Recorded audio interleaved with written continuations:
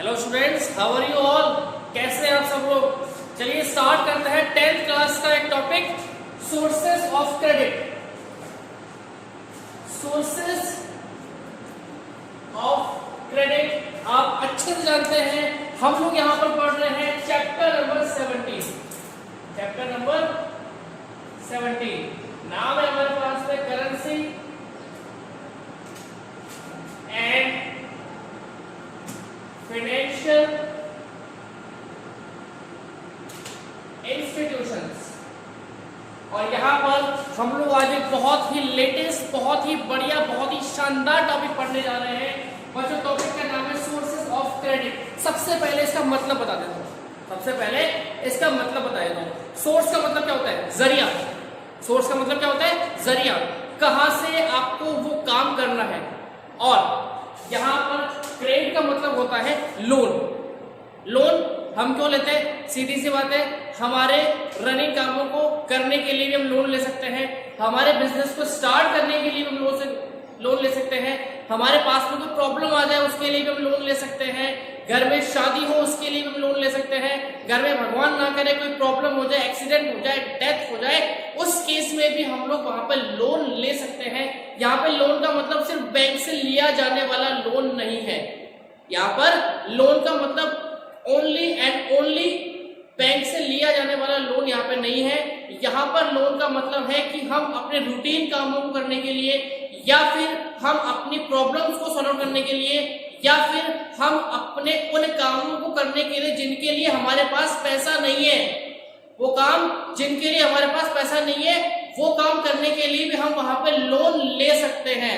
ठीक है, तो बच्चों प्रॉब्लम आई कि लोन सर किससे ले, लोन यहाँ पर किससे ले। चलो अब एक छोटी सी स्टोरी सुनो। हमारे पास में यहाँ पर मिस्टर एक्स है। हमारे यहाँ पर मिस्टर एक्स जो हमारे फेवरेट है। आप जानते हो मेरे हर वीडियो में मिस्टर एक्स का डिस्कशन होता है। मेरे हर यूट्यूब वीडियो में मिस्टर एक्स का डिस्कशन होता है। तो सबसे पहले बात करते हैं मिस्टर एक्स की, जो हमारे बहुत फेवरेट है। हमारे हर वीडियो में ही आ जाते हैं भाई। आते क्या है, हम इनको बुला लेते हैं। ठीक है, अब क्या हुआ, मिस्टर एक्स को यहां पर लोन की रिक्वायरमेंट है। मिस्टर एक्स को यहां पर लोन की रिक्वायरमेंट है। अब ये जो मिस्टर एक्स है, ये उठ के कहां पर है, मिस्टर वाई के पास में है। बोले भाई मुझे लोन चाहिए यार, मेरे पास में पैसा नहीं है, मुझे एक अर्जेंट काम करना है और उस काम को करने के लिए मुझे लोन चाहिए, या मुझे अपनी कोई शॉप डालनी है, मुझे अपना कोई बिजनेस डालना है, इसके लिए मुझे पैसों की जरूरत है। मुझे यहाँ पर कम से कम 5 लाख रुपए की जरूरत है। मुझे यहाँ पर कम से कम 5 लाख रुपए, इंडियन रुपीस करेंसी का सिंबल मैंने बना दिया है यहाँ पर। हमारे यहाँ पे हमें कम से कम यहाँ पे 5 लाख रुपए की जरूरत है। अब सर ये 5 लाख रुपए कैसे आएंगे? तो मिस्टर भाई बोले कि भाई देखो, हमारे इंडिया में लोन लेने के 2 तरीके हैं। हमारे इंडिया में लोन लेने के 2 तरीके हैं। तो एक्स बोले यार मैंने तो आज तक एक ही सुना था, 2 कैसे हो गए? बोले नहीं, 2 है। वास्तव में हमारे पास में 2 सोर्स है जिनसे आप लोन ले सकते हो। तो पहले सोर्स का नाम बताया उन्होंने, इंस्टीट्यूशनल सोर्स। क्या बताया? Institutional source. और दूसरा जो बताया नॉन इंस्टीट्यूशनल सोर्स। सही क्या बोला उन्होंने? सही बोला नॉन इंस्टीट्यूशनल सोर्स। बोले कि दोनों में क्या फर्क होता है सर? भाई ऐसा क्यों होता है कि दोनों को मैं अलग अलग कर दिया? दोनों में क्या डिफरेंस आ रहा है? दोनों में क्या फर्क है? क्या दोनों ही अच्छे हैं या दोनों ही खराब है? तो बोले कि देखो दोनों में बहुत फर्क है। दोनों में बहुत फर्क है और बहुत बड़ा फर्क है। बहुत बड़ा फर्क है। मैं आपको दोनों समझाने वाला हूं। फिर दोनों की कंपैरेटिव स्टडी करेंगे। ठीक है, सबसे पहले बात कर लेते हैं कौन सी सोर्स की? इंस्टीट्यूशनल सोर्स की। तो बच्चों ध्यान से मेरी बात सुनना। दो sources which are regulated by RBI.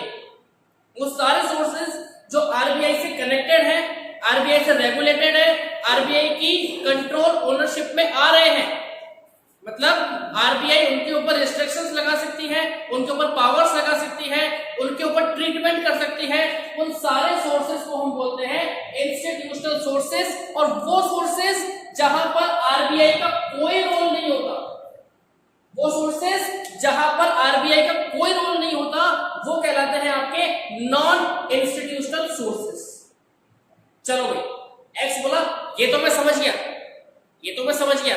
अब दोनों में फर्क क्या होता है, कौन सा अच्छा है, कौन सा खराब है, तो चलो बात कर लेते हैं सर। सबसे पहले हम दोनों की कंपैरेटिव स्टडी करते हैं। मैंने यहाँ पे एक चार्ट बनाया है, बच्चों याद रखिएगा, एग्जाम में जब भी आपको डिफरेंस आता है, एग्जाम में जब भी आपको डिफरेंस आता है, आपको वो डिफरेंस इसी फॉर्मेट में देना है। अगर आपके पास वो डिफरेंस आता है तो वो डिफरेंस आपको इसी फॉर्मेट में देना है। चलिए समझा देता हूं आपको। सबसे पहले बात करते हैं दोनों की कंपैरेटिव स्टडी की, बात करते हैं दोनों की कंपैरेटिव स्टडी की। तो बात करते हैं सबसे पहले रजिस्ट्रेशन। देखिए, institutional sources are registered with RBI. Institutional source जितने भी होते हैं ना, जितने भी होते हैं वो सब आरबीआई से रजिस्टर्ड होते हैं, यानी कि आरबीआई की गाइडलाइंस के अंदर आते हैं, आरबीआई की बातों को मानते हैं, आरबीआई की टर्म्स को, आरबीआई की प्रोटोकॉल्स को, आरबीआई की टोपोलॉजी को वो मानते हैं, इसीलिए वो आरबीआई के रजिस्टर्ड होते हैं। और बच्चों, non institutional sources they are not registered. ये रजिस्टर्ड नहीं होते भाई, ये रजिस्टर्ड नहीं होते, इन्हें किसी भी तरह के रजिस्ट्रेशन की कोई आवश्यकता नहीं होती है।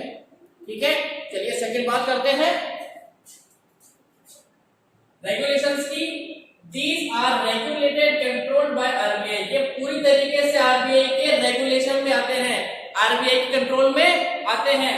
They are not regulated by RBI। बच्चों, ये आरबीआई के रेगुलेशंस में नहीं आते, ये जो सोर्स है ये आरबीआई के रेगुलेशंस में नहीं आते हैं।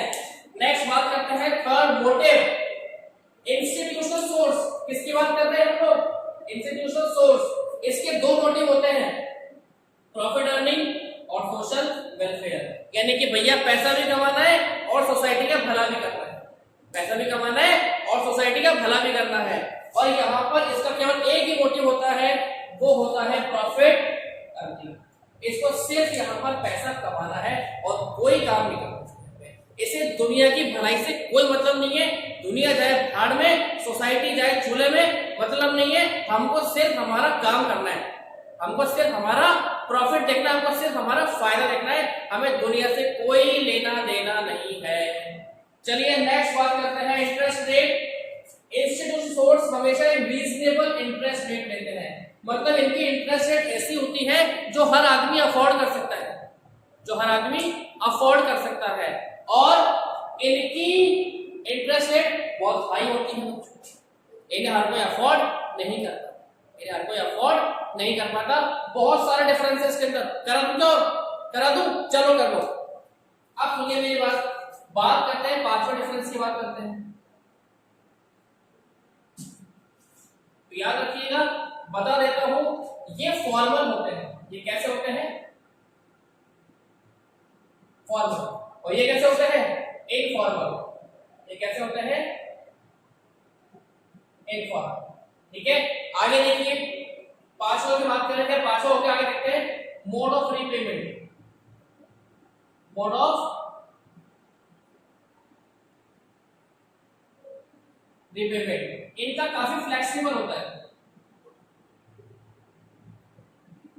इनका काफी फ्लेक्सिबल होता है और इनका नॉन फ्लेक्सिबल होता है। मतलब ये कंडीशन के हिसाब से चेंज होते रहते हैं, जितने भी इंस्टीट्यूशन सोर्सेज हैं वो कंडीशन के हिसाब से चेंज होते रहते हैं, जबकि जितने भी नॉन इंस्टीट्यूशन सोर्स होते हैं ये नॉन फ्लेक्सिबल होते हैं, इन्हें कोई मतलब नहीं होता। आदमी मरता है तो मर जाए, हमारा ब्याज देके जाओ, सीधी सी बात है, हमारा इंटरेस्ट देके जाओ, हमारा पैसा देके जाओ। ठीक है, एग्जाम्पल्स की बात कर लेते हैं। तो एग्जाम्पल्स की बात करेंगे, इसमें क्या आते हैं? बैंक्स, एलआईसी, इसमें क्या आते हैं? मनी लेंडर्स, मनी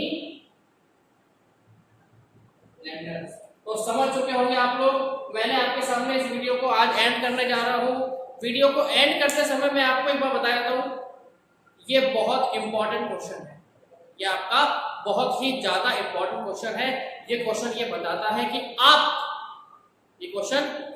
है कि आपको अगर डिफरेंस करना हुआ कभी इंस्टीट्यूशनल सोर्स में और नॉन इंस्टीट्यूशनल सोर्स में, तो ये आपको डिफरेंस वहां पे दिखाया जा सकता है। चलिए नेक्स्ट वीडियो में नेक्स्ट टॉपिक डिस्कस किया जाएगा।